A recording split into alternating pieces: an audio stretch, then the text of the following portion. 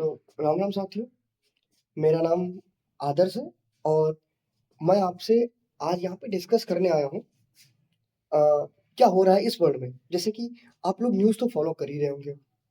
आप लोगों को ये तो कंफर्म पता होगा कि वेट फॉर व्हाइल या सो लेट्स स्टार्ट। आप लोग न्यूज़ तो देख ही रहे होंगे और आप लोगों को ये भी पता है कि जो सुप्रीम लीडर ऑफ ईरान खamenei उनको एलिमिनेट कर दिया गया है इजराइल और यूएस द्वारा। सो बात यहाँ पे वो तो मैं पिछली बार मैं कर चुका हूँ कि इसके कॉन्सिक्वेंसेस रिपरकशन क्या होंगे और कैसे उन्होंने किया। बट अब हम यहाँ पे बात करने आए हैं और बहुत लोग या कुछ लोग कह सकते हैं, आप कह रहे हैं कि the world is on the edge of world war 3। पर पर्सनली मुझे ऐसा नहीं लगता।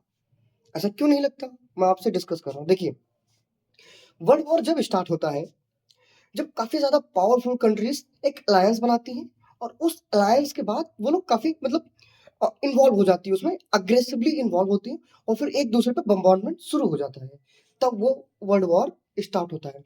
इन केस आप वर्ल्ड वॉर 1 देख लीजिए, 2 देख लीजिए, ऑब्वियस सी बात है जर्मनी का अलायंस एक अलग था जिसमें जापान था पावरफुल कंट्री और इधर फ्रांस और ये सब कंट्रीज थे जिनका अलायंस एक अलग था। यूएस तो लास्ट में एंट्री किया, फ्रांस रशिया ये सब अलग अलग एक अलायंस थे जो कि बहुत पावरफुल पावरफुल कंट्री थे उस समय। और जब इन्वॉल्व हुए तब जाके वर्ल्ड वॉर 3 या सॉरी वर्ल्ड वॉर 2 या फिर 1 स्टार्ट हुआ।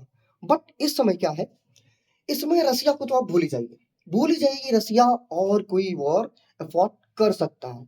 वो खुद अपने में इतना उलझ चुका है 4 साल। Russia war start before 4 year and now they haven't complete it. अभी तक वो खत्म नहीं कर पाए वो वॉर को। सो रसिया की इकोनॉमी डेड हो चुकी है, कह सकते हैं। थोड़ा बहुत इंक्रीमेंट है, ज्यादा नहीं है, बस किसी तरह वो लोग सर्वाइव कर रहे हैं। और चाइना, बात करें अगर चाइना की, चाइना इस एज में नहीं है, चाइना वॉर में घुसेगा ही नहीं। अगर उसको वॉर में घुसना होता तो सबसे पहले वो ताइवान पे कब्जा करेगा, तब कहीं वर्ल्ड में जाएगा वो वॉर करने। पर चाइना अभी वो उस पोजीशन में है ही नहीं कि वो किसी भी तरह वॉर अफोर्ड कर सके। उसको चाहिए क्या, वो अभी अपना आर्मी जो है उसको और मॉडल कर रहा है और ज्यादा पावर कर रहा है, क्योंकि अभी चाइना के पास इतनी पावर नहीं है कि वो अमेरिका जैसे कंट्रीज से वॉर अफोर्ड कर सके। उसकी इकोनॉमी एक्सपोर्ट बेस्ड है, अगर एक्सपोर्ट रुका उसकी इकोनॉमी चरमरा जाएगी, चाइना खुद एकदम बर्बाद हो जाएगा और इंडिया ओवरटेक करने लगेगा, ओवरटुक करने लगेगा उसको धीरे धीरे। इसीलिए चाइना तो वॉर कतई लड़ेगा ही नहीं, सिर्फ गीदड़ धमकी देगा। और उसकी अभी वो आर्मी कैपेबिलिटी नहीं है कि वो जाके किसी कंट्री पे अटैक करे।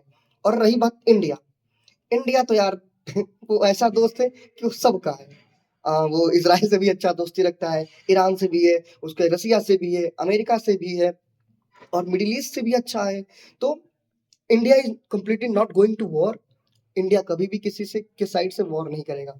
तो जो देश पावरफुल कंट्री है चार पावरफुल कंट्री हो गई, अमेरिका, चाइना, रसिया, इंडिया, ये दोनों आपस में इन्वॉल्व होंगे ही नहीं। रसिया उधर बजा रहा है यूक्रेन को, नो डाउट, और इधर आके अमेरिका बजा रहा है ईरान को, बजा ही रहा है कह सकते हैं आप।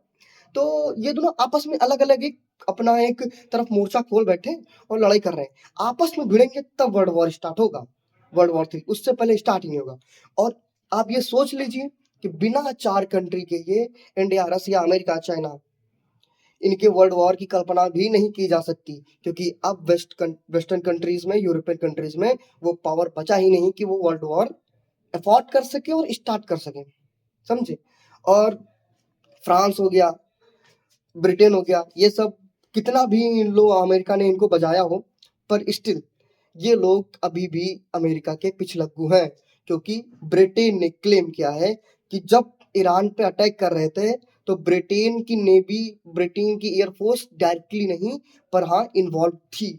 उन्होंने क्लेम किया, तभी अमेरिका अरे ईरान ने ब्रिटेन की जो नेवल बेस है, I am not remembering that name of country, जहाँ पे ब्रिटेन की एक कमांड कमांड बनी है नेवल और फिर आर्मी बेस है, लेकिन वहां पे अटैक किया है, कामिकाजी ड्रोन से अटैक किया है ईरान ने। माइनर सी हुई है क्षतिग्रस्त, लेकिन किया है।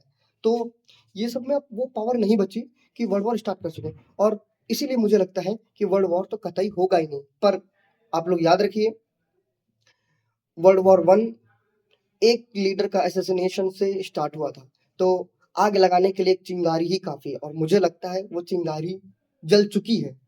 पर मुझे ये भी लग रहा है सर्दी का मौसम है, ठंडी है, तो ये आग नहीं लगा सकता। बाकी वर्ल्ड वॉर 3 तो नहीं हो सकता है, यहाँ पर कुछ कहा नहीं जा सकता, जस्ट वेट एंड वॉच। अगर मिडिल ईस्ट इन्वॉल्व होती है, पर मुझे फिर पता नहीं क्यों ऐसा लग रहा है कि मिडिल ईस्ट इन्वॉल्व भी होगी, फिर भी वर्ल्ड वॉर 3 नहीं होगी। तो अभी इसके 99% चांस है कि world war 3 is not going to start in any ways. और मुझे ये भी लगता है, मैं प्रोडिक्शन दे रहा हूँ कि 10 साल पहले, मतलब 10 साल आज से अगर जोड़ दें, इन फ्यूचर 10 ईयर्स अगो, उससे पहले वर्ल्ड वॉर स्टार्ट हो भी नहीं सकता। 10-20 साल से पहले वो स्टार्ट ही नहीं हो सकता। उसके बाद मैं सोच सकता हूँ कि हो सकता है, नहीं सकता है, जब इंडिया और चाइना पावरफुल हो जाएंगे, आपस में बराबर की टक्कर होगी। पर मुझे नहीं लगता। अभी 20 साल, इवन आप बढ़ा सकते हैं इसको 30-40 साल, 30-40 साल से पहले वर्ल्ड वॉर 3 स्टार्ट भी नहीं हो सकता। पर ये फ्यूचर है, इसमें हम लोग प्रोडिक्शन कर सकते हैं। जो करंट सिनेरियो को देखते हुए हम लोग कुछ ज़्यादा नहीं बोल सकते। इसीलिए मैं कंक्लूजन ये है वीडियो का, वर्ल्ड वॉर 3 किसी भी हालत में स्टार्ट नहीं होगा। और मेरा प्रेडिक्शन भी ये है कि 30 साल से पहले तो वर्ल्ड वॉर स्टार्ट हो ही नहीं सकता। पर मैं ये 100% नहीं हूँ, पर हाँ, ये मेरा है 70-80% कि 30 साल से पहले तो वर्ल्ड वॉर स्टार्ट हो ही नहीं सकता। उसके फ्यूचर में बाद में नहीं कह सकता, पर future is uncertain and unpredictable, कुछ भी हो सकता है। सो इसी के साथ इस वीडियो को हम वाइंड अप करते हैं। जय हिंद दोस्तों।